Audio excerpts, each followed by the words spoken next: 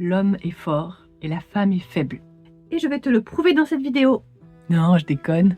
Dans cette série de vidéos, je vais t'expliquer comment on en est arrivé là. Épisode 5. À partir du Moyen-Âge, l'Église prend beaucoup de pouvoir. Elle devient une grande puissance politique et économique. Et donc l'Église a un grand pouvoir sur l'homme et sur la femme.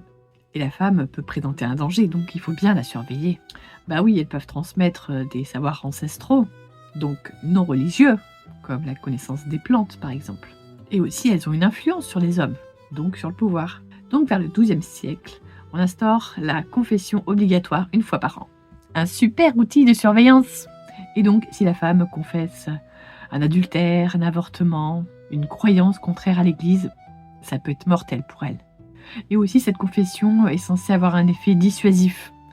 Puisque je vais être obligée de me confesser, je vais pas pécher. À la même période, l'Église va légiférer massivement sur la sexualité.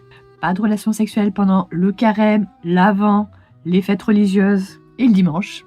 Seule la position du missionnaire est autorisée et la sexualité, c'est seulement pour la procréation. Évidemment, la contraception et l'avortement sont des péchés mortels. Ensuite, c'est la période de l'Inquisition.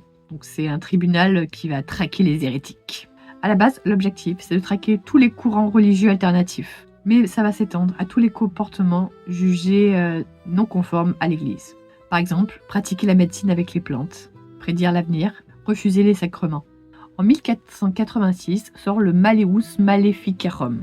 J'espère que je le prononce bien. C'est le manuel des inquisiteurs. C'est le manuel qui explique scientifiquement pourquoi les femmes ont plus de chances d'être des sorcières. Parce qu'elles sont plus crédules, plus impressionnables, qu'elles ont une langue perfide et qu'elles sont déficientes en foi par nature. Bien sûr, ce bouquin recommande des procédures d'interrogatoire avec torture et exécution. C'est un livre qui a été réimprimé 28 fois en près de 100 ans. Donc c'est vraiment le best-seller de l'époque. À partir de 1450 et jusqu'en 1750, c'est la grande période de la chasse aux sorcières. Pendant 300 ans, il y a entre 50 000 et 100 000 histoires de condamnations de sorcières qui sont documentées. Documentées, donc ça veut dire qu'à côté de ça, il y en a plein d'autres qui ne sont pas documentées. Et bien sûr, c'est principalement des femmes, 75 à 80%. Ça vise les sages-femmes qui font concurrence à la médecine et puis qui ont un certain savoir. Ça, on n'aime pas trop les femmes savantes. Les femmes seules, célibataires ou veuves. Les femmes propriétaires, parce qu'une accusation de sorcellerie permet à l'Église de récupérer tous ses biens. Puis bien sûr, les femmes trop indépendantes, trop libres, qui ouvrent un peu leur gueule. Les femmes un peu trop intelligentes aussi.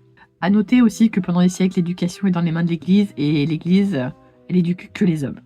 Parce qu'une femme qui est pas instruite, c'est une femme qui va pas questionner le système. Mais pourquoi tant de haine envers les femmes ? C'est le sujet du prochain épisode. Donc si tu veux connaître la suite, abonne-toi.